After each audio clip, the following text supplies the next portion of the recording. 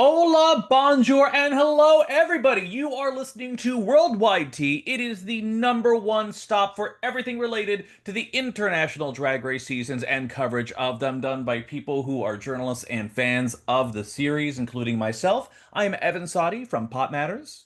I'm Gregory Elwood from the playlist, and sometimes you can read me in the LA Times. Absolutely. And you can check our Instagrams. We're not breaking up with our management. We are sticking all the way straight through. We are doing the good work. And we are still in the middle of some wonderful seasons right now. All Stars France is currently going. Brazil season 2 is currently going. Slation Royale coming up later this month. And next month, we finally will have season 5 of España. And at this point, I don't know what I was expecting, but remember, like, the international season started with Holland, which is, in retrospect, Yeah. insane. That was the first true international spin-off that we have. You don't really count the Switch and, Thailand, which are its own things. But like now that we've had UK hit 6 regular seasons and 2 verses, and now we've had España hitting 5 with 1 All-Stars, like it's just I'm not sure where I envision the longevity to be, but the ones who've come out ahead of the pack in terms of that with France and España and Philippines, I'm just so happy about. Like the franchises that needed to succeed absolutely did. And it's just wonderful to see, genuinely. It's wonderful to see, and plus also I do want to add, I think we're gonna have a week with four, Evan. I think we're gonna have a week with four because UK's coming, and Slasian will still be going on, and Brazil may not be over yet. And wait, what's the one I'm missing? France will be over. So no, maybe just three. Why But did th- I there's a shot there might be four. but this is going I'm to be losing. UK versus, right? No, UK versus is for no regular UK is coming. Got it. UK Okay. regular UK comes always for usually always as has been always first in the fall. Strap in, baby. We're doing Strap it. We're in. doing it. It's exciting. Cool. Well, with that said, I don't think there's anything else we really have going on outside of just our regular episodes. Of course, outside of our wonderful preamble, where we have to state at the start of every episode that in this House of Love, we do believe that all drag is valid and no queen ever deserves online hate. And as American entertainment journalists, we may not get every cultural reference, and we do appreciate corrections. And there are some truly great queens who simply aren't good at Drag Race. We celebrate them all the same. On the corrections front, let me just also say to all the people who jumped onto our Meet the Queens for Slation Royale video, thank you. We appreciated your comments and corrections. And as always, Siam Pushi, always lovely to interact with you every time. We are rooting for you. We have no idea what happens. We can't wait to see. It's going to be great. Can't wait. Yeah. So, Greg, we got 2 seasons going on at the same time. Which order do you want to do it in this time, Brazil or All Stars France? You know, I'm suffering from a rough night of um oh my God, I can't even say it. Of Jet lag. just jet lag. See? I can't even say it. So let's do a palate cleanser. Let's do France because I feel like it's so wonderful it might wake me up. Yeah, I here's the thing. I gotta be fully honest with you, Greg. I don't know if this is an all-timer France episode, but it might be. Like it was so fucking good. Thoroughly enjoyed almost everything that happened with this episode, outside of my feelings about the bottom. But either way, we will get into it. So we are in episode 4 right now. The queens come back into the workroom after the elimination of Soa de Muse, one of the biggest names to come out of the show and a front runner. And it is revealed that Punani in her titty has also pulled the lipstick of Soa de Muse. Are we surprised? She didn't really put up much of an effort on her end. No. No, Yeah. she telegraphed that she wanted her friend Cam to stay. So I thought I wasn't surprised that Punani picked her. Right. Like her fate was sealed either way, done and acknowledged. However, it is interesting that Mami Wata is still holding on to the 2500 club, referencing the amount of euros that you get when you win a lip sync, and she wants to keep it a very tight circle, which is lovely. But either way, the next day, the girls come into the workroom and they're discussing. We have Coca-Cola Co. and a mini challenge in which the queens and have various fans in which they will vote for various titles of the remaining queens to see who is what. These include things like Miss Funny, the funniest Yeah, queen. I want to go through them. I made notes on all of them because I thought it was very interesting. Because I would have. I thought the Queen's perceptions of each other were very different than what I think the fans were. And Mhm, I also, granted, by the way, also this has been done in a bunch of other international seasons. mhm. They've done something similar. I don't think the US No, the US has done something similar, but they haven't used fans or done names like Miss Funny or whatever. It's always like most drama or something like that. Right. But Miss Funny was Misty. Like maybe she's. I don't even see her being funny in the workroom, so I don't know Right. what we're missing. I mean, Um, she won Snatch Game, but like, was that the reason why? Like, I just I felt like everyone else has a lot. I feel like I'm seeing more funny from Mami Wata and Big Bertha than anything else. So that's why it was yeah. a very surprising result. Yeah. So Miss Messy, which meant basically never really cleans up over herself. It wasn't meant to be Miss Messy like your messy creating drama. Mhm. Nikki clarified that. Was Mommy Wada, which we are not there. Who knows? Yeah. But that's fine. Miss Yum, also known as Trade of the Season, was a shocker and was Ellipse. And I don't even think it was close. I think it was like, No. They just really they listen, they wanted some femboys, they got some femboys, yeah. and that's what we're getting out of Ellipse. I'm just like, I'm okay. Okay. And You by the know. way, not only was it a who knew to us, it was a who knew to Ellipse. Like she was shocking. Lips is like me, Trey, Really? this little wispy little Yeah. neon moment. Oh goodness. Miss Out of Sync, which is basically when she dances and her body has to catch up. Seems like a category created just for the winner, Cam Hugh, which again, I have seen many. I haven't seen Cam live, but I've seen so many lip sync performances of her in the park in Paris where she performs on Sunday afternoons, and basically a drag brunch, the version of that in Paris. She always seems on sync to me, so this is a weird like narrative tangent they're going on. Um, and then Miss Drama. I mean, who was Miss? We knew this was coming. Who was it? It's Mami Wata Oh again. yeah, Miss Messy and Miss Drama. So even if you misinterpret the first one, you're still correct. Uh, but I think the real Miss Drama was the one queen who was annoyed that Punami picked her, which mhm. is Peach. And it was like, okay, yeah, I still stick to my first season with her that she's a lot of drama. Um, Well, nothing compared to Miss Whiny, which yeah. was out of nowhere, and it was Punani, and I'm like, they No, clearly go no, ahead. no, it was Moon, but she was offended. So Punani said, I'll fine. And she was second, and she's like, I'll fine, I'll take it. Which was just a little like a little whoa to me. Like, I know everyone loves Moon, but this was like, come on, girl. Um, Miss D. God, Okay, girl, so get a then grip. there was Miss Drama we had, but then there was Miss Diva, which feels a little connected. Like A you little could be bit. both. And again, who is Miss Diva? Oh, it was Peach. And it was so funny too. Peach being like, "Me, the diva," and it's everyone's like, "Yes, the diva." That's literally what we're calling you. I thought she took it as I wrote she was pressed. I thought she was like annoyed. Like her reaction when she won it there, as opposed to the talking head, was not was With a genuinely look. like, yeah.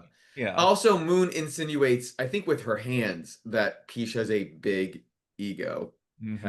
head. And I'm Mm-hmm. like, yeah, we figured that out. Mm-hmm.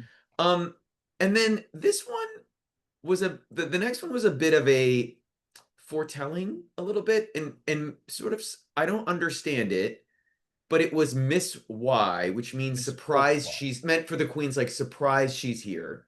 Yeah. And it was Punani, but it was split among a few, but she Yeah. won it. And I was like, but she would 100% be there. She was a top four It would be finalist. top four, right? Why would you Like, not think? Now, granted, maybe she had said to other queens that conversations we don't know, where she said, "Oh, I'll never do an All Stars. I'll never come back." Maybe that's why. I feel like they should have. I feel like that would have been a more interesting storyline for Punani if that was true. And right. granted, there's only so much time, but that was. I'm curious about that. I would agree. It was just an odd thing, but the one thing that I was so busy writing my notes, how did they calculate the winner of this mini challenge? By the way, I wrote the exact same thing. My guess. So Moon didn't get selected for anything. But I don't think she was the only one who didn't get Right. selected. No, Big no Bertha got Peach. nothing. Yeah. Big Bertha got nothing, and then somehow Moon won. I Yeah, again, it was yeah. Moon won the mini challenge. And listen, love my girl Moon. Love that she's winning stuff. How that happened, who knows? But then again, it's a mini challenge. Sometimes you never know how this is calculated. Wait till we get to But Brazil. by the way. Oh yeah. But wait, didn't Moon actually win money? Like, didn't she win She money won for this? 25. Yeah, it was like 1,500 That's so I'm euro. if I'm Bertha, I'm like, wait a minute. Like, how is this determined that this queen gets 2,500 and I don't? Yeah, I don't know. Yeah, it was interesting to say the least. Yeah. But hey, she won something great, and now we get on to the Maxi Challenge, which is a girl group challenge with the actually fantastic French pop singer Yelle. Who I've been following for years, and I was so delighted that she was here and she was game and she was just ready for everything. And also her runway was fucking fantastic. Uh, Also, they were so excited. They were genuinely, their reaction was not one of those fake, like, oh my gosh, it's someone I don't know. Like, they were super excited. It wasn't Yeah. Silky Nutmeg Ganache when Justin Yeah. Trudeau walked in the room. It wasn't that.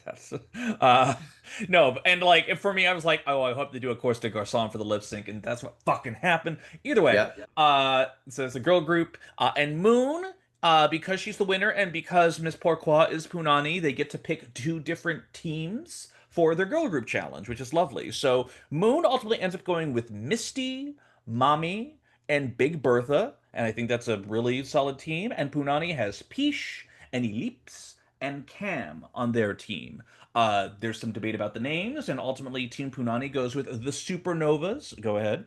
It was also noted as well that the Monday's Ball team from the design challenge, it was basically the same girl group except for Cam. Right. So they were sort of staying in cliques. Like Mm-hmm. it was interesting that there are some there. This is not a like contentious cast at all, Right. but they have their the people they feel comfortable with. They're all reliables, Yeah. absolutely. Punani's team also they when they're doing a walkthrough with Nikki, they talk about their other name, which is Meteor Hit. And she refuses to acknowledge that that is a real thing. So they go with the Supernovas. And Moon's team goes as NTR, which, from what I understand, is some sort of abbreviated swear of some sort. Mm. So it's great. They go into the studio, quote unquote, with Yale, and they seem to have a great time. Then they do the choreography and other stuff. I didn't have a whole lot of stuff except for when they got back into the workroom to prep for the runway. That's when some real conversations started happening.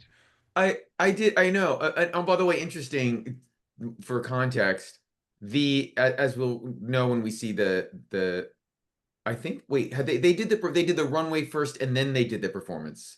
Correct. Correct. Okay. The So same with both this week actually, which was yeah, kind of which crazy. is Yeah. unusual. Usually they do them and then they're um I I thought Peach's moment was about regretting, like it was like clearly like they were giving Peach a moment here, Hmm. like to like have your moment in the workroom, and it was about regretting filler. Like was that? And I was like, are we really getting all serious and sad about like? And by the way, everyone has their own body dysmorphia and all that stuff. I I thought it was a stretch. I thought it was like a little odd. Am I I wrong? I I didn't get that sense from it too, because when you are in an industry, when you yourself are the product on here, I think a lot of people typically tend to be drawn towards cosmetic surgery and some sort, because spoiler alert, the category this week is plastic surgery. We'll Right. get to it.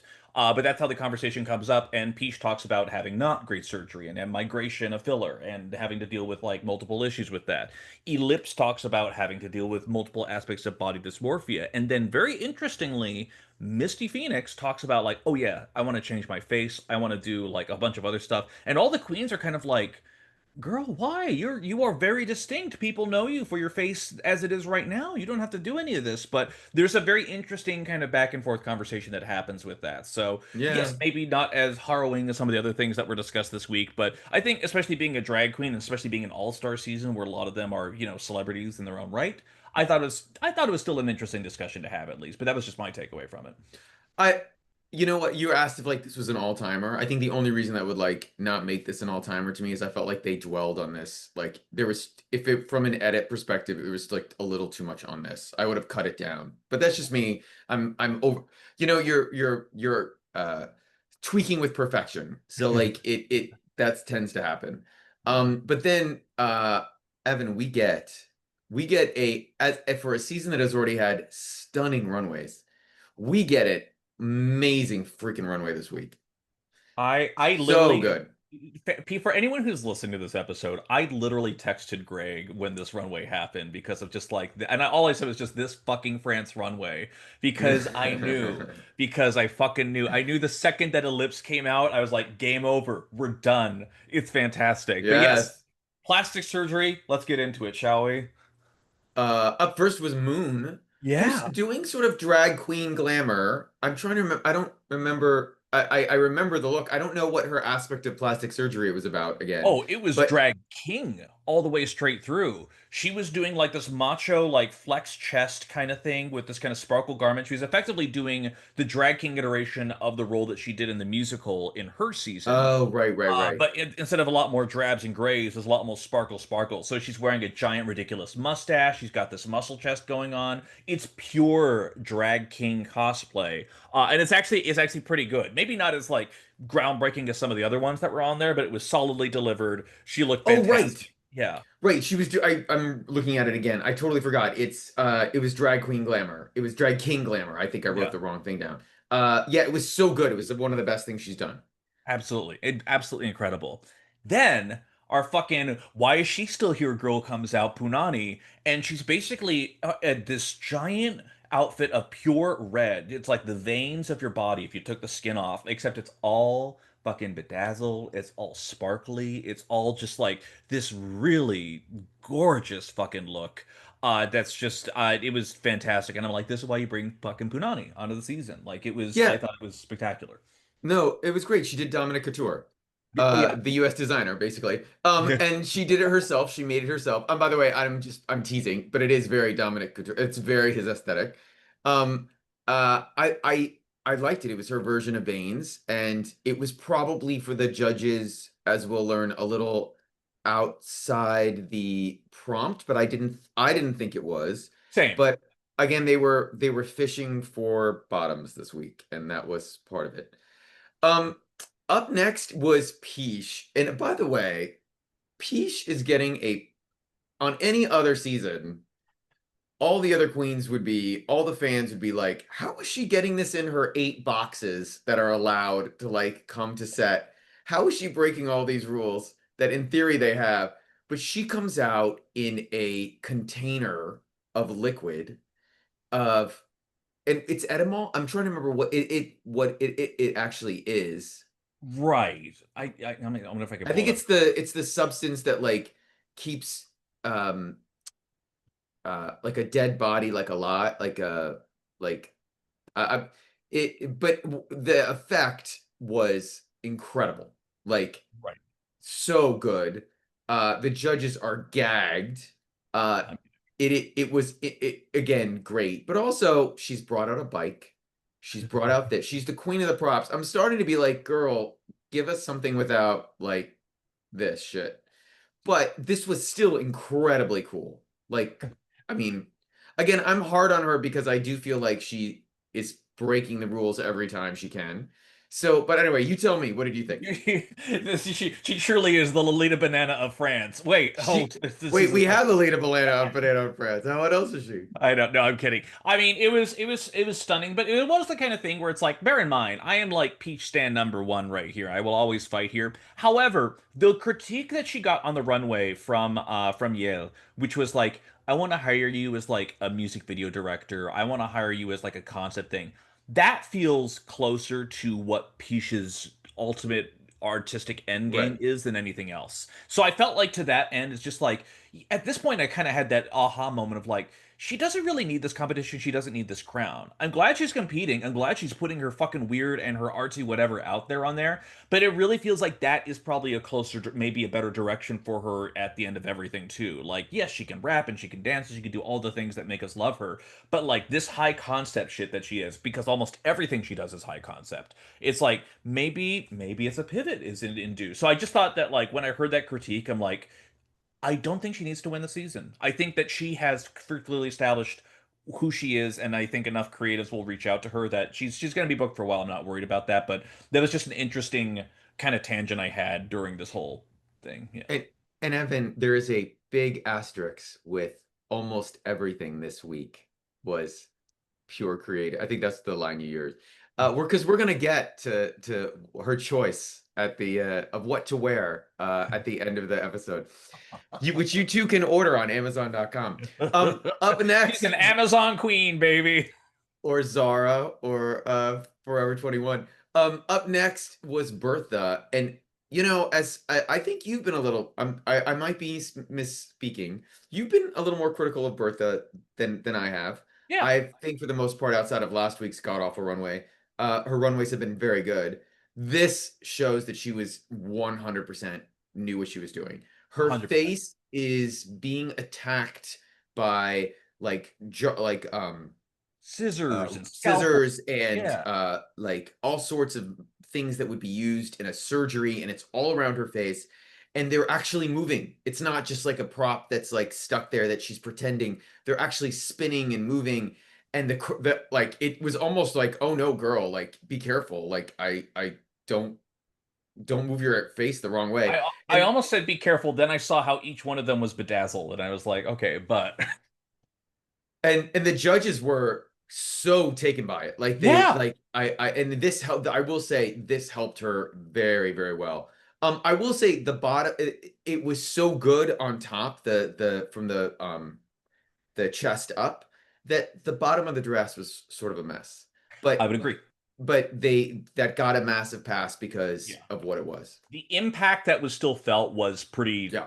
pretty amazing, genuinely. So absolutely props to her on here. Speaking of props, and we'll talk a little bit about what maybe makes this a little bit less of an all-timer, is the fact that the judges did not fuck with this look as much as I thought it was.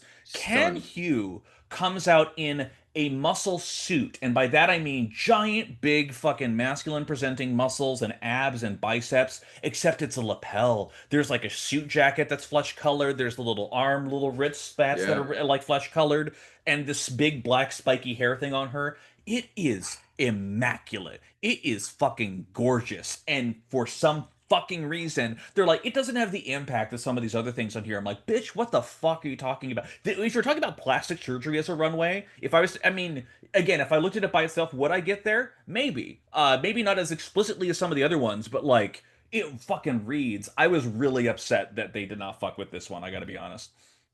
Okay, so I agree with you. I was sort of stunned. And listen, I know part of the permanent judge's, I guess, goal or job is to, create some drama, make things Mhm. spicy. I'm not a fan of Shime. I don't feel like, is it Shime? Am I saying it right? Yeah, no, yeah, Shime. yeah. I don't know if this is her gig. I don't believe anything she talks about when it refers to drag. And I know she's popular in France, but she is 100% giving me, I am, they picked me because they wanted to go in a different direction from Kitty Smile, or Kitty didn't want to do it anymore. And I don't think she's very nice, and I'm sure she supports the queens and all that, but I don't think she should be back for the next season.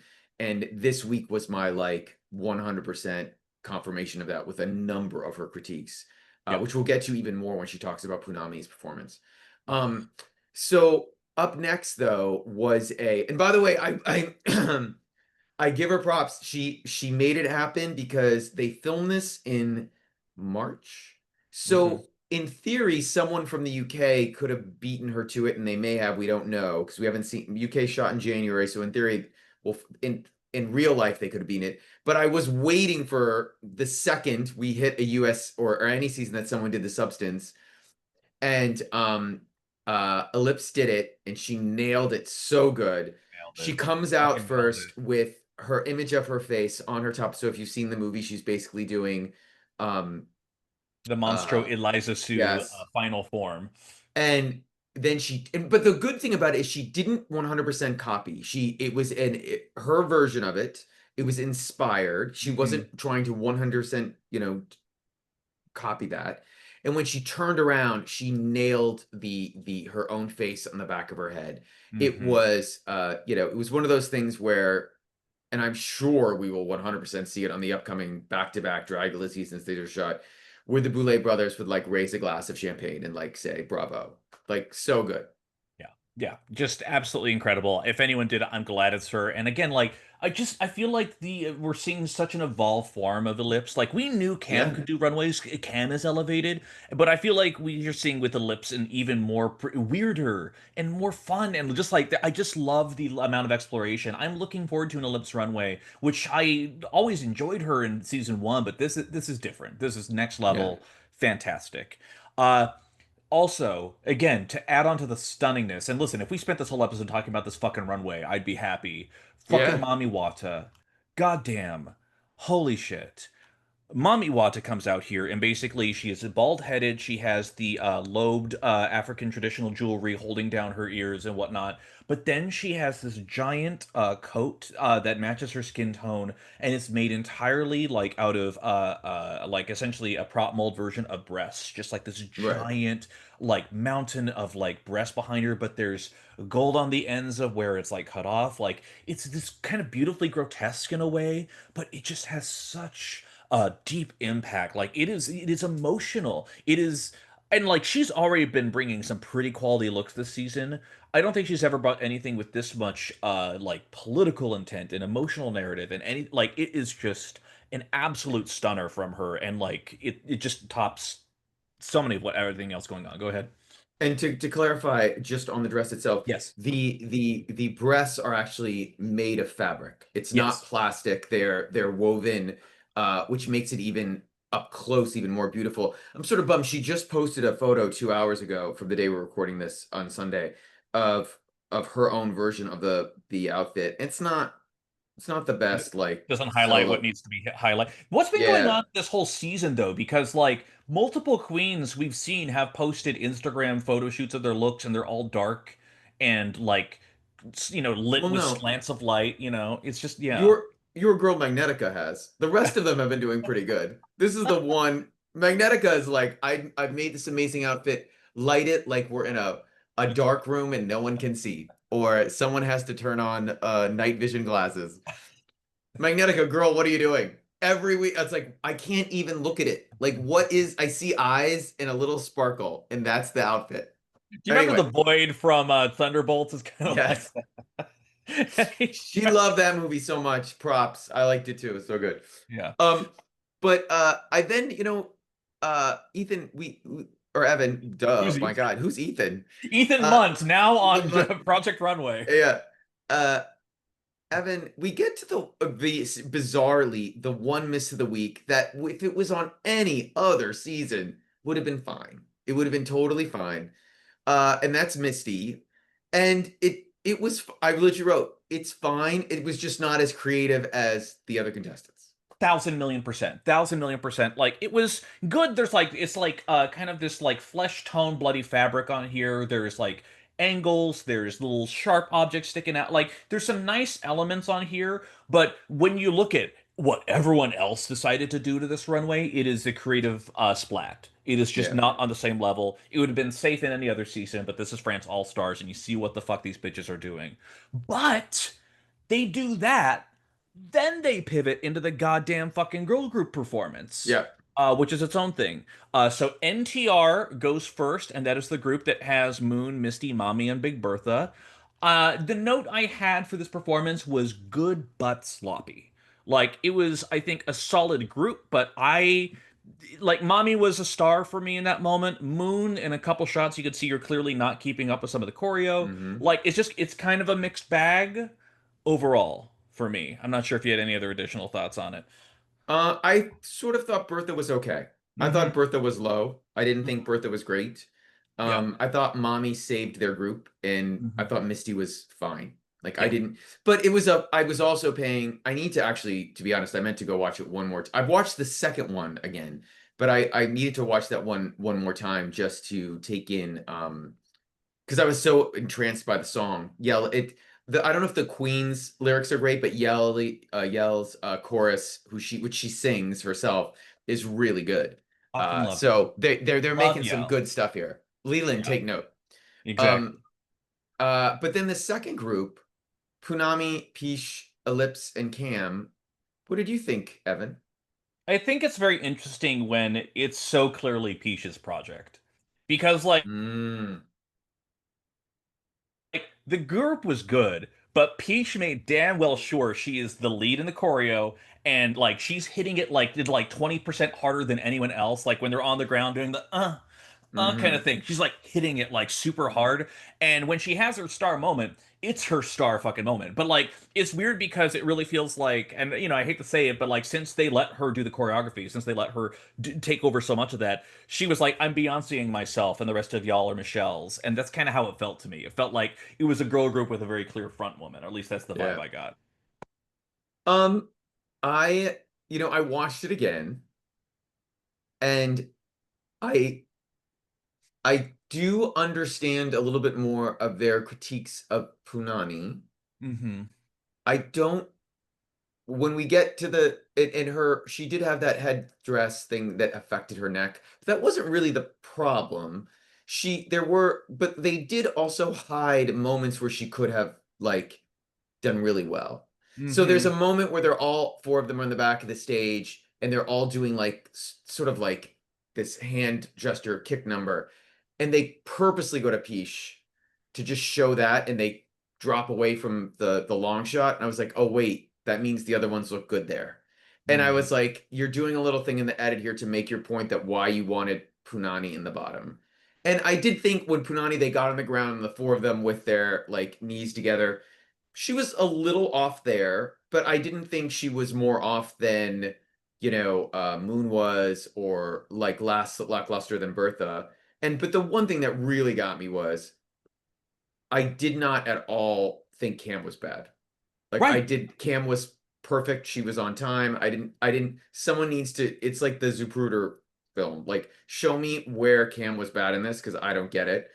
I think, we're getting ahead of ourselves, but I guess we should, I guess that was my take on it is I, I get it, but I don't, I also feel like production just wanted the show to go in this direction, which is okay. That's what they're doing. It's Right. fine. I mean, this isn't Ginger Minge. I'm not infuriated to that Yeah. degree where like I can almost like see where some of this is coming from. But we get the judges' critiques, and our tops for the week are Peach and listen. Sorry, fucking Oh yeah. deserved. Absolutely fucking deserved this week, 100%. Mommy, fucking deserved, Yeah. absolutely.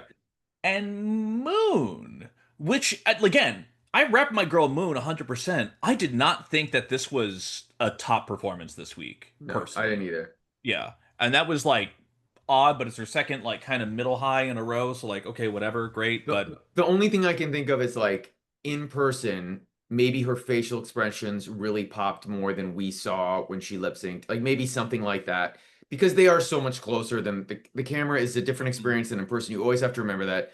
And sometimes it lines up, sometimes it doesn't. But I also thought even though her runway was that great, I mean, I I would have had Cam higher than her, or I would have had yeah. Ellipse like in as high. Like the idea that Ellipse was safe was like weird to me, but you And know, low key, the idea that Bertha was safe, kind of too. Like her runway was fantastic, and in the performance, she was, I thought, okay. Like that was the thing where our bottoms were Punani, Misty, and Can, and of all those three, the only one that I truly thought was actually in the proper bottom was Misty Phoenix. Because her runway yeah. was bad, especially in comparison, and then in the actual performance, she did the same fucking weird half backspring trick that she Yeah, does she's in got every to fucking stop that. performance. I don't know why she keeps.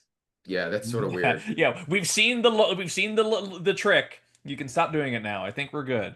So, and their critiques on why they were in the bottom, they said Cam wasn't being messy enough with her runway.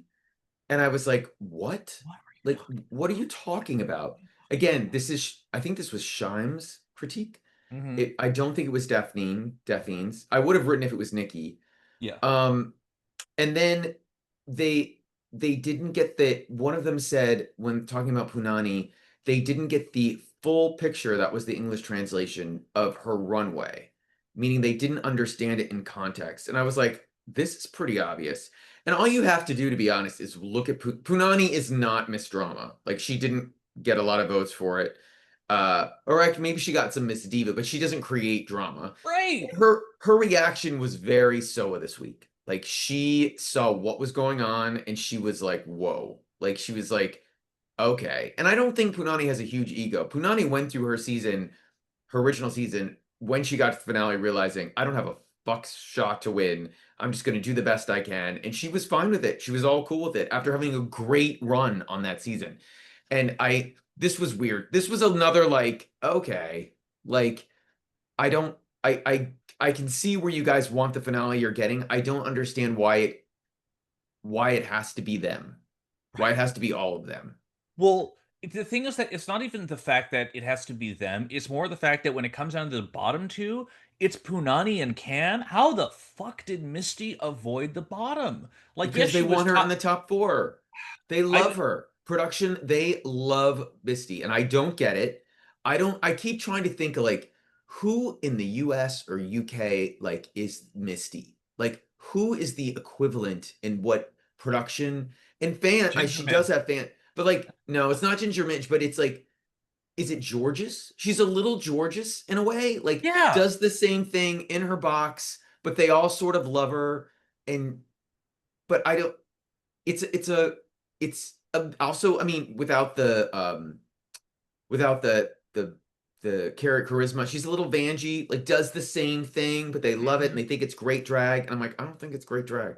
She's very I like Misty. I like all these queens, but I will say this, Misty is a brunch dance queen. Like she has not proven to me she's anything else. I know that sounds harsh, but for this season and what they're doing, like it's the only thing that I'm like, what is going on? Like that's weird to me.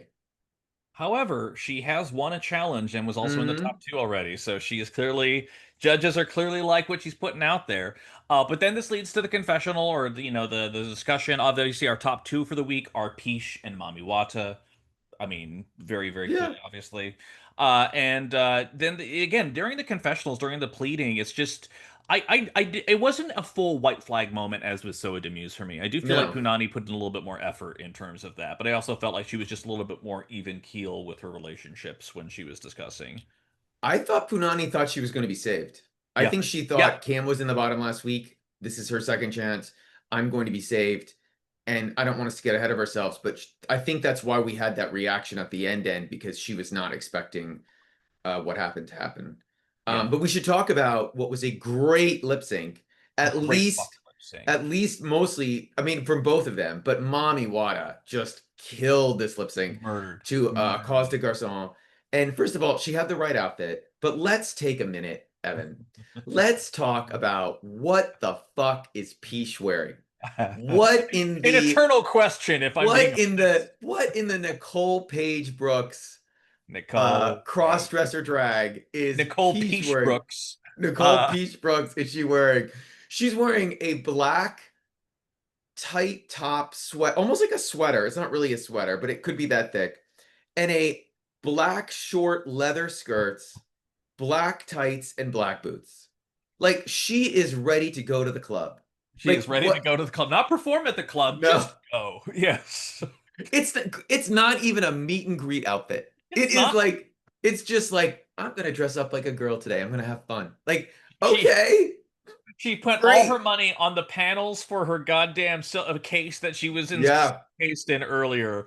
But yeah, either way, still a great lip sync. I mean, one of my favorite Yelle so good. songs, the one I was hoping they would do. They both did great. Mommy, she just had that extra little zip to give it, and I thought it was fantastic. And she won again. And fuck yeah, Mommy Wada, have your fucking moment. But then that leads to the eternal question. You have these lipsticks between Cam Hugh and Punani. Yeah, And an impossible choice, but she picks Punani, and I'm just like, I was just gobsmacked. I didn't think Cam was gonna go, but that didn't take away the surprise I felt having a top four person like Punani just leave right after Soa to Muse, which at this point means that the only other person who placed top four in the original season that remains is Mami Wata at this point, yeah. which is I crazy. Would as well. I do think I'm assuming at the beginning of next episode we'll find out Mommy's reasoning for who she decided to pick. Because again, Punani was like listen, Punani made it. My guess is it's because Punani made it to a final, Hmm. and Cam didn't, and everyone always thought Cam was robbed in her season of going home early.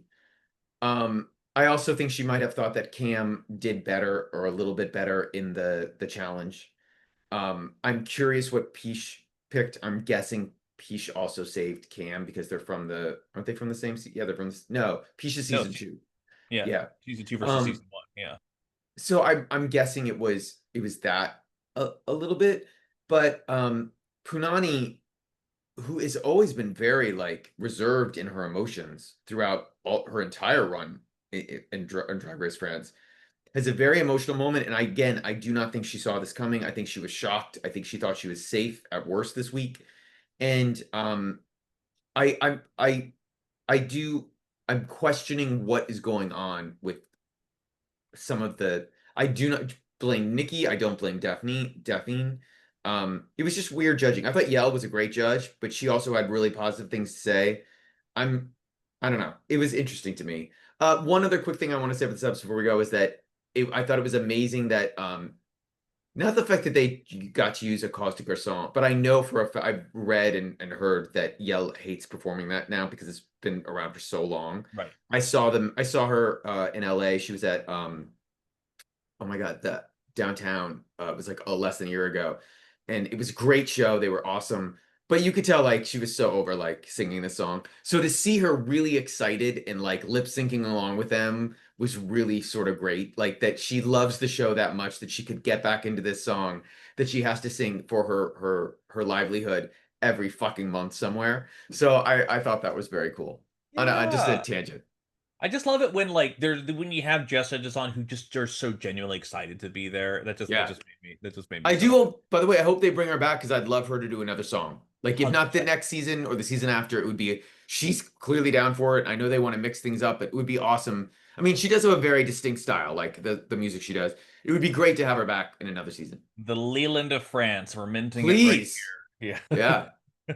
Well, that takes us to a very different place where now we are going to take our flight over to Brazil. Wait, you Uh, mean Portugal? You mean oh, Portugal? yes, I'm sorry. So sorry. It's an Portugal. hour Where and a they half flight. Yes. And as the girls are assembling for this fourth episode on here, they see that the uh, Paola has left a tongue twister of a mirror message that they have to try and figure Ugh.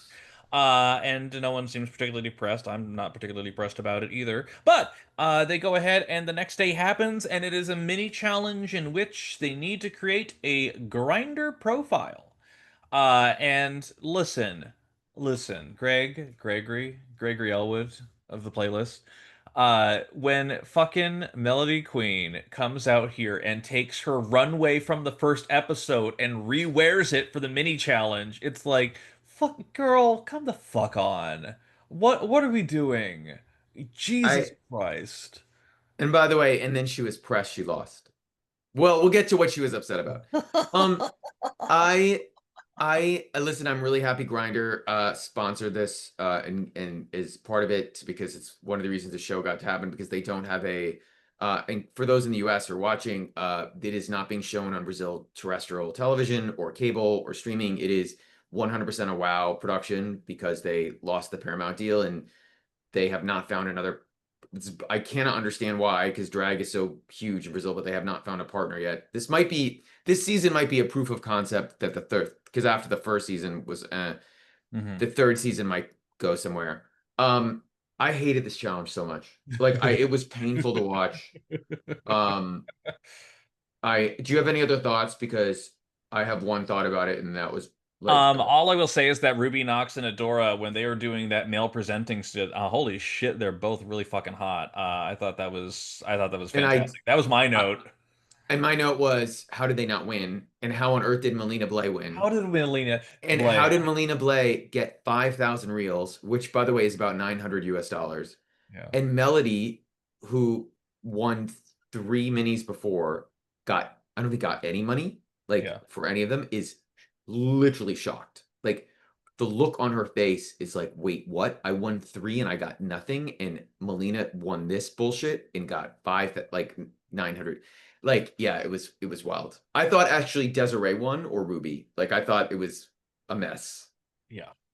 And so yeah, that was where my thoughts were. But That does give Melina power to pick the teams for the main challenge, which is Grag News or Grag TV, or they have a couple different phrases for it. They do. And so during this time, she decides to pick her team. It is a trio. It's going to be her and Belchi and Mercedes Volcano. Then she pairs up as a duo, Rubinox and Poseidon. And then the last group is Adora Black, Desiree Beck, and Melody Queen. And they are all doing different segments of a news show, or at least kind of what you'd see on daytime TV. So Adora, Desiree, Melody do the morning show where they interview Bruno Braga. Mercedes, Belchi, and Melina have the afternoon show where they interview Dudu Bertolini. And then the evening show is Ruby and Poseidon where they interview the guest judge, Bielo Piera. And that is effectively what happened. I don't think anything else really crazily happens in the moment until the actual challenge happens, unless there's anything you had written down. Yeah, the biggest breaking news of all. Greg wore drag this week. Greg's outfit was a drag outfit. Like it was amazing. It was so fucking good, dude. It It was was so good. fucking good. I was like, Also, this is the drag queen I'm looking for. I love this. when I saw Dudu Bertolini in this color matched color blocked outfit of like yellows and blues and whites, I was like, "Oh my God, are they sad? Are they going to a funeral? Because this is the most demure and down tempo I've ever seen Dudu Bertolini look in my entire life." It's a joke. He dresses extravagantly. I Anyway, did I did have one other thought because I did talk to a Brazilian person I know who watched the show who's in Brazil. And so there's Dudu, what's his name? Dudu Dudu Bertolini, Bertolini, Dudu, and what's the female Bruno Braga. Bruna Braga. So did you know Bruno Braga's a comedian? Granted, I don't speak Portuguese. She is Yeah. known as a comedian. And I never got anything funny from her. And I thought her critiques on her being interviewed were like a Ross Matthews, whoa.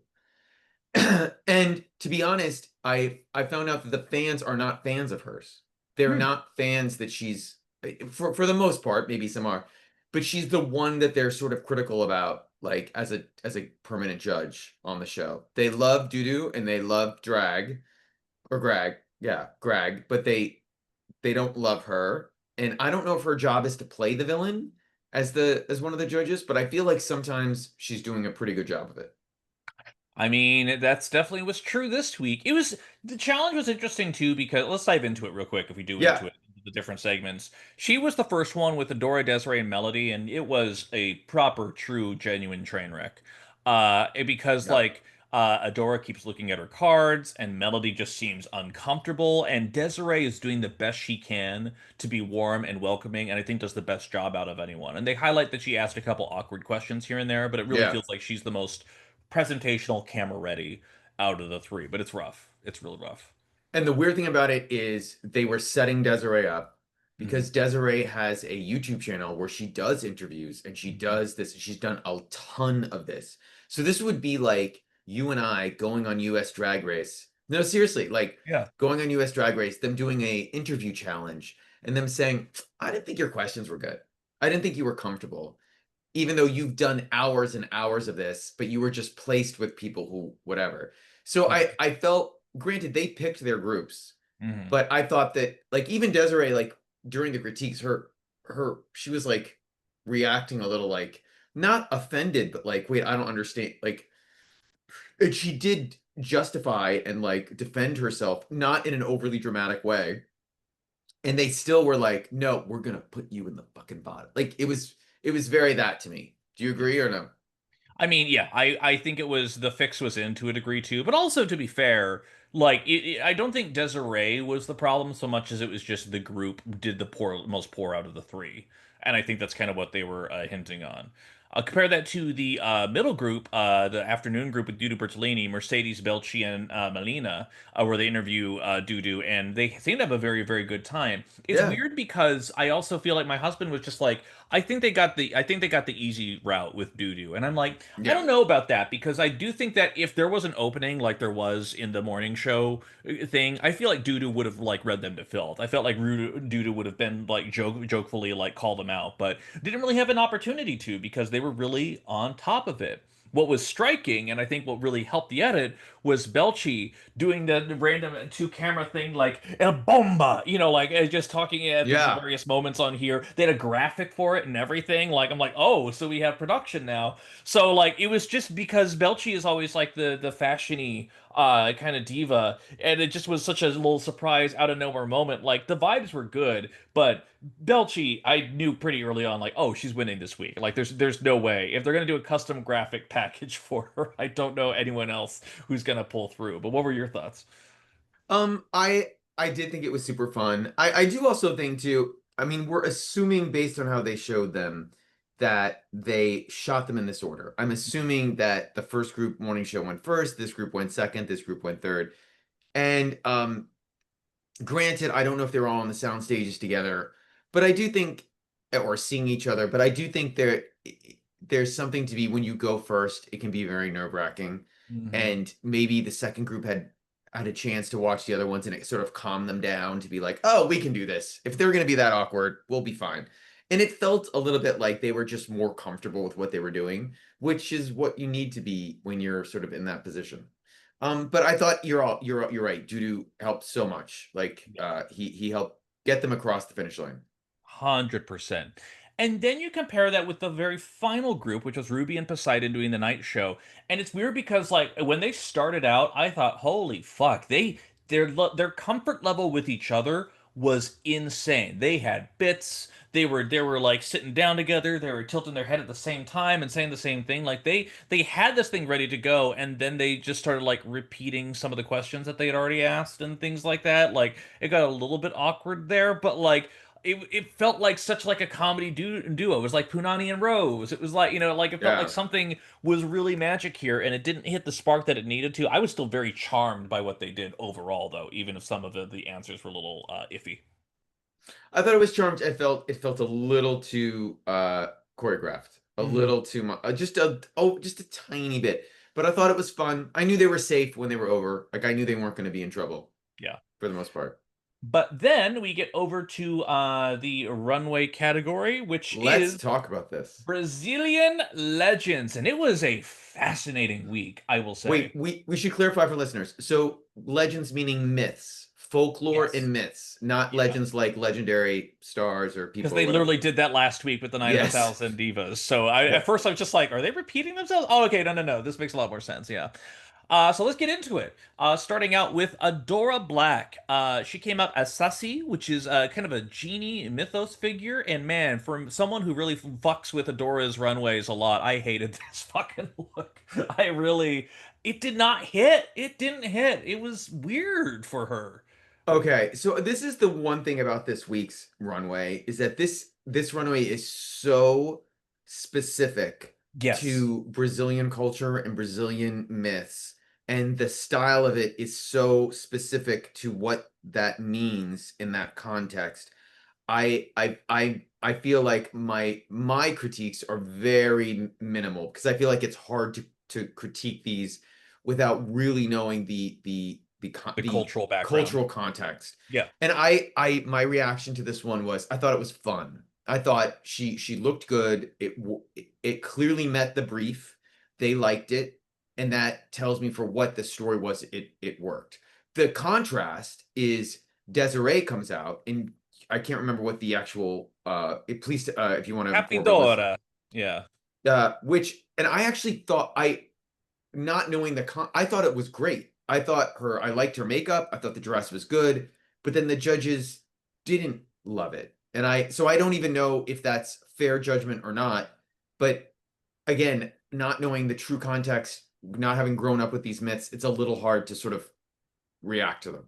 And like I hear your point, Greg. I really do. But Yeah, also at the same time, there's a lot of people who are just going to be like us, people who are not from Brazil that are yeah, watching it because they love the show. So guess what? In terms of things that have impact on me, yeah, I'm going to be sure. critical about the stuff that does and doesn't work. With this look here specifically, like when I talk about Adora, like it was well made. It just didn't have that impact on here. When Desiree came out here, as my husband pointed it out, and I thought it was correct, something just felt off. And I think it comes down to the makeup because when you have the harshest red rouge lines coming down your cheeks like that, it just gave her face this shape that was just it was off for some reason. It just wasn't Hmm. like it just felt weird. And then during the critiques to see her be sad while having those giant rouge marks on her, it kind of had this weirdly unsettling effect. I don't know what it was about it, but it just like it was such an almost, but it just never got there for me. I mean, I thought it was the context of what she was doing with the character or the myth. So, but maybe it was just her interpretation and it was like harsh makeup. But I 100 your criticism is valid, like 100%. But then we get over to Melody Queen, and this is, I thought her werewolf look, her Lobo Yeah, Sonnen, was pretty spectacular. Because it was not like full werewolf so much as it was just like a wig hair, like kind of styled all yeah. the way straight through. It had a very nice front. The actual bodysuit itself was a little unremarkable, but I thought she hit up enough of that with the hair parts that I thought it was still overall effective, personally. Yeah, I could not use the word spectacular with it because of that. But I thought it was sexy and the hair and the wig was fantastic. Like really great. Like really. And the effect was very like really good. Yeah. Now, I'm really curious also as to what your take on Melina Blaze' outfit was, because she seemed to imply during the actual voiceover that this was an original thing, and it was like it was like a alien drag magician, the Boto Codarosa, and it was. She came out in this giant, oversized white pantsuit thing, and then slowly tears away to reveal that she's actually a giant pink monstrosity that's still gorgeous and serving. Yeah. It was interesting. I'm not sure if I loved it, but definitely the judges certainly had a strong reaction to it. Again, I did not understand the context of it in the myth, Hmm. but even in the unless it was so specific to the myth that we just don't know that detail, I don't understand why she needed the reveal at all. Like Right. she could have just turned the corner and wowed them with that amazing outfit. I thought the reveal hurt her. Like I thought it made it less impactful, I would agree. but I thought it was the best thing she's done. Hmm. And I will say this, as the season has gone on, as much as I'm not a gigantic fan of her, I'm sort of ambivalent to Melina Blay. Her runways have been pretty consistently good. Yeah, And they've looked very professional and they've I would looked agree. always like really well made. I thought this was really good. I think Greg mentioned at one point, like, I can't believe she said it, that it was very Dragula-esque. Like, Yes, and yes. she said it on a WoW production. And if no one knows this, WoW and Rue are not fans of Dragula whatsoever. So the fact that it made it through the WoW production facility with her saying Dragula sort of blew my mind. And that, for the reference, she was actually not referring this look when she Oh, said that. She was referring Poseidon drags later on. oh, okay. Well, we'll get there. But But it still, could have been to both. I clocked it Yeah. in my notes too. Dragula mentioned, which I thought was Um. pretty wild. But uh, man, Greg, Greg, oh, Mercedes. versus I don't. I listen, mean, in the lineage of Lala Ree's bag ball look, Selena S yes. Titty's stop sign look, uh, this might be Sister Sister's design look from season 2 of UK. Hmm. This might be the new worst look I've ever seen in my entire fucking life. Because here's the thing about Mercedes Volcano's look. The makeup itself on the face is fine. She's doing kind of a Yeah. horror thing. She's got, like red hair. She's got like white eye contacts. She's got this. She's got a fine enough dress on. But then there's this fucking midsection. This midsection of her bare, unadorned torso and a cheap ass fucking frame over it with like a like X swipe kind of thing over it. And it's like, what fucking last minute science fair project were you doing on here? It's so bad. It's so fucking bad. It is for someone who has given, I think, okay looks so far this season. It Oh, is, yeah. she's done some great looks, actually. I thought So I she's don't know done. what the fuck happened here. It's maybe the worst thing I've ever seen on an international season for a design challenge outside of Down Under. Outside of Down No, Under, yeah. no, no, no, no, no. It is not. It is. We have seen seasons of bad international. No, I don't know if I believe that. It was bad. I will say I feel bad that she wasn't on a UK or US, maybe even Spain or France, because that was like super more well watched because this is meant to be a meme. Like this is meant to have people take a photo of this and then like put another image inside this like the square. Like it's meant to be a meme in so many ways. And by the way, maybe she was going for that. Maybe she knew like she's super smart. Like Yeah. I don't put it by her. I also She thought it was insanely convenient that this was the week the grinder promo happened or sponsored mini challenge happened the same week she had a grinder-esque like yeah. look on. I'm I sure think it was just convenient, wink wink. But Joella's influence is all I can say. yes. Just truly, truly the original Slasian diva. Incredible. Now, I will say though, Belchi, she had a very good week. I think we're all in agreement about Yep. that. This look was so interesting. It was a little bit hard for me. So she is taking on the role of a very specific. It's a flower. It's a Vittoria Regia, Yep. and it's great because like she's in a tutu. She's in this flat green tutu, and the top part is rather gorgeous. It's like all these beautifully designed petals, and they come out on the sleeves, and like it's just this really nice effect. The wig is a little bit. I have a couple different feelings about, but then when you have this gorgeous, immaculate top half, then you get down to everything below this flat, petal-esque tutu, and it's just like green leggings and yellow shoes. And there's some decoration towards it, but it's like I'm a little bit conflicted because I think the top half of this look is rather well done, and the bottom half kind of detracts a little bit from it. But that was kind of my feelings. It was such like it was oh you're so close to actually having the impact you wanted, but it was like for me like half there. But maybe I'm wrong about this. What were your thoughts on this look? My thoughts were I literally just wrote, okay. Like I was not I wasn't it was not super memorable to me. I thought it was fine. It didn't blow me away either way. So I that was my take. I'm sure that's sort of basic, but That's fine. But guess what, Greg? That's okay because you know who's coming out right after this? yes. Motherfucking Ruby Knox. And this is for me, like she's already delivered some phenomenal looks. For me, I in my notes I wrote down she's taking it. Like I don't know if she's gonna fucking win the show, but like she's coming out of the show. She's gonna be on other things. Yeah. How can you not fucking love this? She comes out in this hood and it has this kind of cheap ass lighting effect around it, which isn't great. But she comes out here, I'm like, oh, her makeup is a little bit different. But then you later realize it's a mask because she turns around, pulls it off, and comes up with this gorgeous fucking leopard makeup job on here, and then she removes the entirety of the cloak, and there's a whole leopard bodysuit thing. And like the bodysuit thing by itself would have been like a good enough or a safe on here, but the way she presents it, especially when she does the first reveal and shows the back of her cape Yeah. with the design for it, immaculate, fucking immaculate. I was just gobsmacked by how fucking good Ruby Knox is at these fucking runways. It is a completely different beast. She's incredible. I thought, listen, you could criticize minor things about it, but first of all, I think she's transforming into a jaguar. I think that's Yes, yes, thank you. the myth. But she knows how to put on a show. She knows how to make an impact on a runway, and this 100% sold it. I thought it was really great.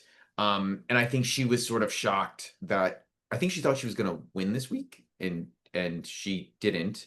Um, but I remember, yeah, I thought it was Listen, fucking great. the if this is the ego that she has on her, I'm not too pressed. I will take this No, over no, Queen's yeah, ego any day of the month. 100%.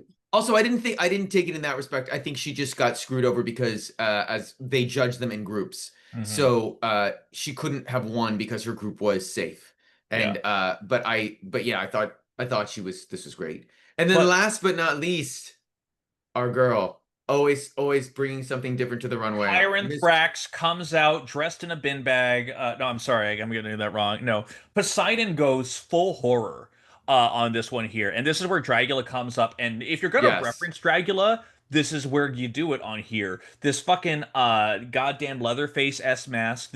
If you look at the actual outfit itself, it is extremely well constructed. Like Yes. it's not as especially flatting silhouette. It doesn't have to be. But the patchwork of all these different elements on here, it retains a nice like color story between it. Like it's a really good look, and it's like for me thinking she's kind of a ditzy bimbo for like the first two episodes, Poseidon these last two has really turned it out. And you compare this to what she wore last week when she was in this glittery fucking shit that I hated, that was just all like white and perfect and everything. Yeah. This was such a contrast. I'm like, like, God damn, it's a little rough because with Ruby Knox, I have a very specific perspective on what her drag is and who her character is and what her intention is. With Poseidon, it seems to fucking change every week, but for the most part, it's working. I still don't know who she is as a drag persona yet. I see her personality, but like in terms of looks, I don't have a clear vision. But it's still, if she's delivering wild stuff like this, I'm still on board. What I wrote is like she's showing so much versatility, Yeah, like with this yeah. week. Like she's showing that she has a range that some of her competitors do not. And I don't know what it is. It might just be the out of confessional look. Like they look very similar. She's giving me Killer Queen from Spain. And Oh, I don't know, and I don't know, and I think it is a little bit of her drag. It's also I'm also slightly confused, and I need to double check. Poseidon is not a big person. yeah. Like she has like a regular sized body. Like she's not overweight. She's not too skinny. Maybe I'm wrong, but I feel like sometimes on the runway, her her her shape is not flattering. Like I don't know if she always knows her proportions, and Hmm. I thought that was strange. Maybe I'm wrong. I need to go back and double check, but like that's sort of while you were just talking, I was like thinking of her coming out in that dress, and I was like, why would it look like that when she should know her proportions? She's not someone who's like she doesn't have a boxy body. Like it's a little strange. That's the one strange like thing that I need to sort of figure out. But um I do get Killer Queen. And if you don't know who Killer Queen is, Killer Queen was on the first season of Drag Race España. She made it to the finals, a real doctor, like in real life, and recently retired from drag. Not because she didn't like drag or wasn't making money, but her real job as a doctor was just taking too much. It was too much to do both. Hmm. Sorry, Killer Queen tangent, but a fan favorite from España who wasn't on España All Stars because she's a doctor. Yeah. Um, but anyway, let's talk about the critiques. Evan, what did you think? Fascinating, and very specifically, let's talk about Bruna Braga. Let's talk about Bruna Braga talking about the group that she was in. I think there were some legitimate points that were raised. I do think it was awkward. Yep. I do think Melody's nervousness translated. You could feel it through the screen on there. But Bruna, I had to write it down as close to word for word as possible on here. But at one point, speaking to Melody Queen, Bruna talks about how she is Yes. offended that she asked her a question about the black experience, and she says, "quote." You are a black woman. You don't need a piece of paper to know how to ask another black woman about her experience. She says something along those lines, but like it is a very pointed critique of like if you're going to dive into some of this like serious stuff on here, don't look down at a car and look up at me. Speak to me woman to woman. Like it's a TV show, they're doing it there, but she also similarly reads Desiree Beck for bringing up the death of her dog and other things that are like not great. Like Desiree Beck, like it's like you have all these haters. Let's talk about how to address the haters, and she's very clearly pressed about the issue there and is not afraid to turn all of that around into the critique, which leads to the critique of these critiques, which is that whoever the guest is for the segment is driving the critique train. Is like, here's how I felt being there Yes. versus how it appeared on And to screen. be honest, that's not how this should be judged. No. And I thought that what was interesting to me about that point was to me that was Bruno taking it personally because I thought that was a little bit of projection on her part. Talking with Melody. I also think Melody looked down at her card to make sure she asked the right to not forget to ask that question. I didn't Mhm. think she was reading it from the card because she needed it to. I thought that was a bit of a like a whoa, and I was like, you took this up like it's not about you, and they kept making it about them. And this is so if the point, listen, I interview people for a living. If the point of the challenge is to make someone feel comfortable as a guest, you need to make that in the workroom saying, when you do this interview, the prompt is make them feel comfortable, not make good television like as a talk show host, but make them feel comfortable. And that was wild to me. Like I didn't, that was strange. Again, I am not a fan of hers. I'm gonna die on that hill. Yeah. But also I did think Dudu was his critiques were better, but Hmm. then like his runway critiques were like he was he didn't want to give Poseidon drag credit for their incredible outfit because he was like, oh, it's sort of not drag, it's sort of costuming. And I'm like, costuming, the Girl. whole runway's costuming. What are you Yeah. talking about? That was a little wild to me. I don't think Dragula horror drag is in his aesthetic, and I think Hmm. that's something he needs to work on. But that's I would on me. agree. Because you're going to have queens of all types come through these doors, as this season is very much proving already. I So, yeah. still think Greg is the only one on that panel who gets global drag at all, who like Hmm. gets all sorts of drag, that all drag is valid. I don't feel the rest of them do. Yeah. Drag queen, come on Worldwide Tea Yes. Challenge, Worldwide Tea Podcast at gmail.com. So either way, we then find out, the afternoon team is in the top, the evening team is in the bottom, and we know that the morning Yeah. team is in the bottom, and the evening team is safe. In the workroom itself afterwards, Adora breaks down a little bit because she feels like she's being perceived as being too quiet and individual, and that's kind of a thing that people have to push through and get through. And not every and like she just shares that with Belchi, who is also a quiet queen who's excelled this week too, and the pressure that comes with that. So that ultimately leads to the determination that the winner of this week's challenge is Belchi. And you know what? Credit to her. I thought she did a fantastic Yeah. job. But this does mean that the lip sync comes down to Melody Queen versus Desiree Beck, Adora You Are Spared. And they're doing the legendary Gal Costa song, Brazil. Now, Greg, I gotta be honest with you. I thought this was a fucking lip sync. This was So good. a fucking lip sync. This So is one good. where you don't need the tricks. You don't need all that stuff to happen, even though Melody did some. It was crowd work. It was embodying it. And holy fuck. My eyes darted back and forth so much. I didn't know who was leading at one point. Like, it just felt like they both were having fun, two very different approaches, but they were both really embodying this song. Like, it was so fun. It was maybe one of the best ones that I've seen since the Organza Shannon Scarlett one from last season. Like, it was just fantastic. I thought it was great. So it was so good. I Desiree showed me something here. She is a performer. I knew that. I mean, she's been doing this for a while, and she's an actor, in male form, and like she knows how to perform. I was really impressed. Also, they set this up. In theory, Adore should have been in the bottom with probably not Desiree in the bottom. It should have been probably Adore and Melody, but they knew they weren't going to send somebody home this week. They had one episode where they could have a double Shantae you both stay, and they were like, "Oh, let's put on a show." And I thought they did a great. I thought they killed it. So Desiree just really proved so much to me. And Melody's a performer. Melody is a killer performer. Like they Mhm. were so great. A killer queen, if you will, but she's not retiring Yes, quite yet. not But yet. also at the end of it, they do say that Melody Shantae, you stay. Desiree looked absolutely devastated, and then of course comes out the Desiree, you also stay. And here's the thing. It felt like it was truly deserved because as we Yeah. know, every once in a while there'll be a double lip sync where it's just like okay, and it's just like sure, candy, wait, whatever. But like this felt like it was so earned. They both did a phenomenal job, and also everyone in the cast seemed excited by this. They were so stoked Yes. that of course they got to stay. These are people who are much great professionals. They deserve it. It was a feel good episode. Like despite a couple small things here and there, this was I thought pretty solid overall. No, I 100%. And I think also the cast was excited because it was such great lip sync and Yeah, they knew it. yeah. And no matter what their feelings about some of their competitors were, they were super excited to see it and they knew it was great for the franchise. I would say, even if you're just a casual like fan and you're listening to us because you like hearing our voices, which bless, or if you are more of a France fan and just listening to the rest of this podcast, just go on WoW and watch the rest of this. Like, just fast forward and watch the rest of the this lip sync on there this episode because it's so good. It So really is. it really is.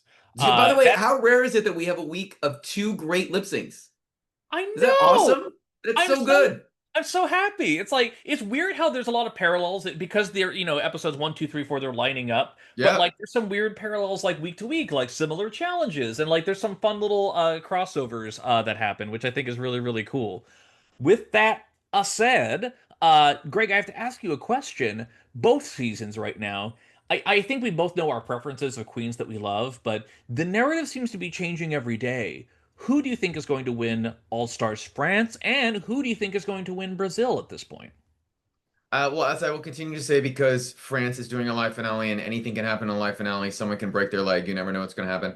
Um, in France, I think Mami Wada is winning. And in Brazil, at this point, I think Ruby's winning. Ruby's Ruby, been the most consistent, yeah, and she arguably should have been. They didn't have high this week. Like they didn't really have a high. Like it was, she should have been high. Maybe she was high. I don't know how they're judging it on the spreadsheets, but like I I feel like it's Ruby's to lose.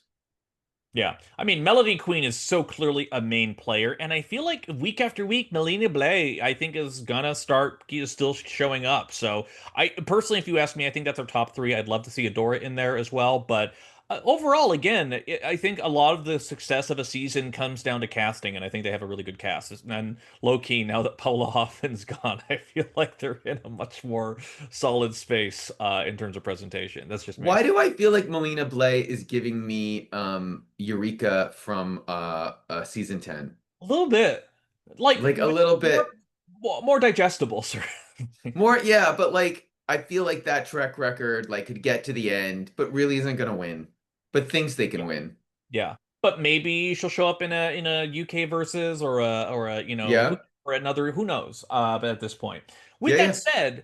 said, she's also the kind of queen where, you know what? Maybe she doesn't need the show at the end of it all if she doesn't win on here, as we're Yeah. discovering with some of our US queens who are in other shows. For those who are unaware, Project Runway finally dropped its first two episodes of its new season here in the US, featuring Ethan Munt, also known as Utica Queen, and also, even though it's Ethan Munt, a lot of people still just call her Utica in the room. And Wait, also, were they calling her Utica in the room? some I of that can't remember. on occasion Okay. they were saying Utica Utica, like after yeah.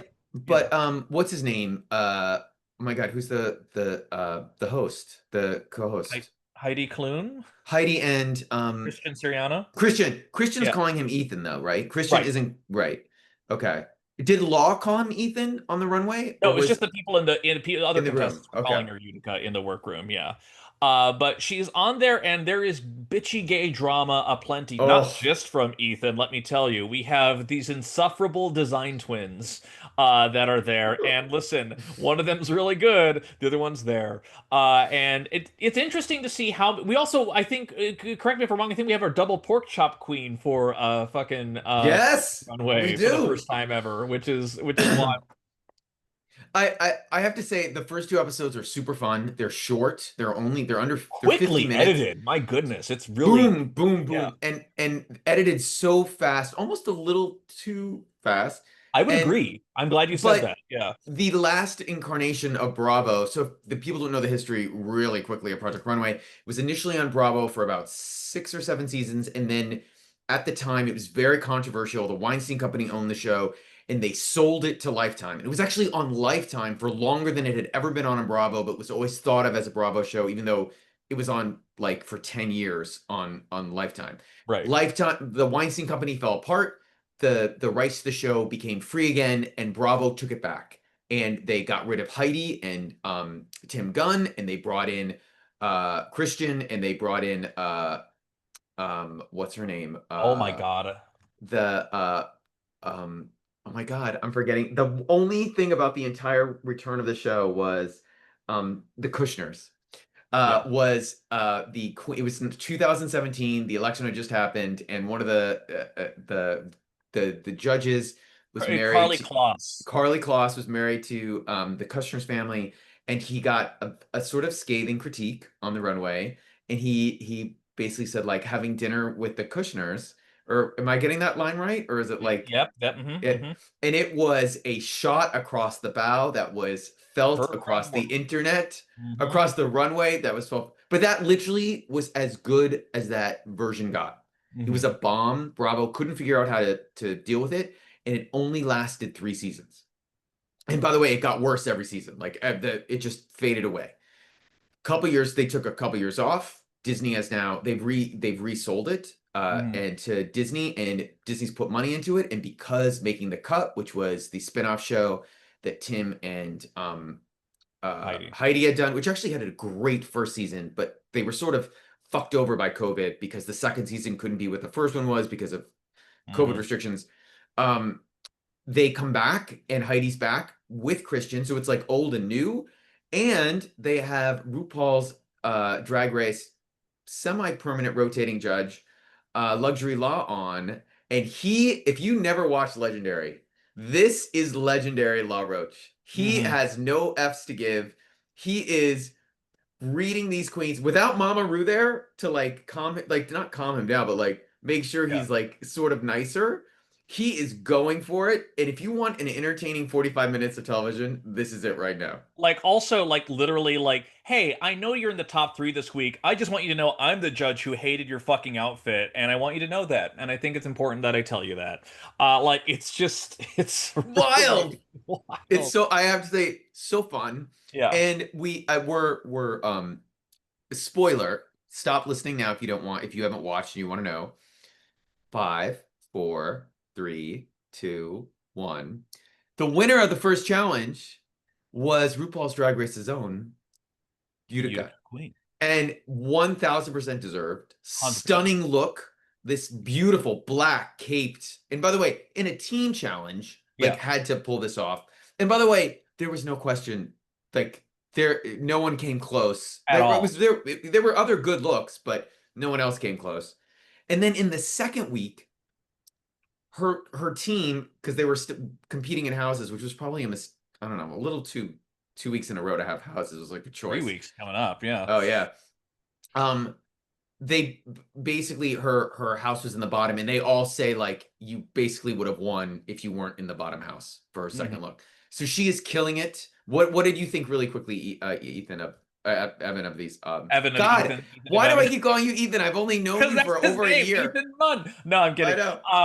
It was really fun. I agree. It was a little quickly edited, but it just went down really nice. I Mm, had a really good time. It was fun. There was drama. A lot. I've seen on online some people just like, I love whoever's filming all these confessionals from this two quarters up look for whatever reason. So we just get the full cinematic view of everything. Everyone watch our YouTube version to get that visual joke. But like yeah, it was good. I had a good time. I'm not sure they're gonna be like next level best show of all time, but it's yeah. bitchy, and I think they have the right gaze cast in order to create a constant stream of drama. So I'm I here for it. Yeah. listen. I I don't want to dwell on this, but I don't know if I've ever watched a show where I was like, can we have less gay contestants? Like, can we have maybe one more straight male like designer? Like, I'm like watching the show and there is one straight guy in there who's like, he's the Latino guy with the Mhm. son, and he's the one I keep gravitating to because he's just like the nicest, kindest, like not trying to do anything crazy. Like I'm sort of rooting for him with his streetwear look. Like, but it's like it's these two brothers from Mexico City are just They are a so lot. much. They're Like I'm a everything. Gemini. I don't take criticism. What are you doing here? Like, Right. Like, y'all, I don't know what to tell you about an industry where sometimes relationships matter. Oh my God, it's a whole thing. yes. But hey, either way, it's another wonderful week. We have more Yep. great stuff coming up. But as always, we always want to shout out a Queen of the Week on here, and I debated a little bit on this one for my Queen of the Week. I'm just gonna take it right back home, and I'm gonna go ahead and nominate Meatball, because. For those who are unaware, and I think it's very interesting that they're being as transparent as they are about it, one of the key drag bars in Los Angeles is called Precinct. It's a lovely place, and they have posted very recently about how, hey, oh my God, we might be closing soon. The obviously when there was the ICE protest that happened downtown and they were under curfew, that hit business a little bit, but even more so, they're being upfront about like, hey, a former employee is suing us. These legal fees are going to kill us unless we're a few weekends away from closing. So a lot of people have rallied around, and there's like already there's going to be an event on Wednesday on there. I was there Saturday. There was a line out the door. People clearly want to be there to help out and support. It is a haven for a lot of gay people. But most importantly, I would say that since I moved to Los Angeles, there were two regular shows that run there. One of them is Bitch In with Bitch Puddin', and the other one is Fat Slut with Meatball. And I will say that I've warmed up to Bitch Puddin'. I really didn't like her the first couple times that I saw her live because I just didn't have as much. I'm just being honest, baby. I'm Okay. just putting that out there. But Meatball, I always had an affinity towards, and I think Meatball is just genuinely such one of the best hosts I've ever seen do it. She is so entertaining and is so funny and so ready to go for anything. She is, kind of a small institution into and of herself. She has another podcast where she talks about American Drag Race, and is lovely. But overall, yeah, I just shouting that out and highlighting that, hey, Precinct, I like them being honest about it. And if there's any true Precinct queen, I think she's definitely one of the ones in contention, and we're shouting out. We will include her Instagram in the show notes below. Well, listen, Meatball's an amazing choice. She's an LA drag legend, and she is one of the few queens in the US who has a legit career without ever being on the show. She was on the first season of Dragula, which she doesn't really want to remember anymore because that was a mess of a season. Um, but great minds think alike, Evan, because my pick is the door queen for Precinct.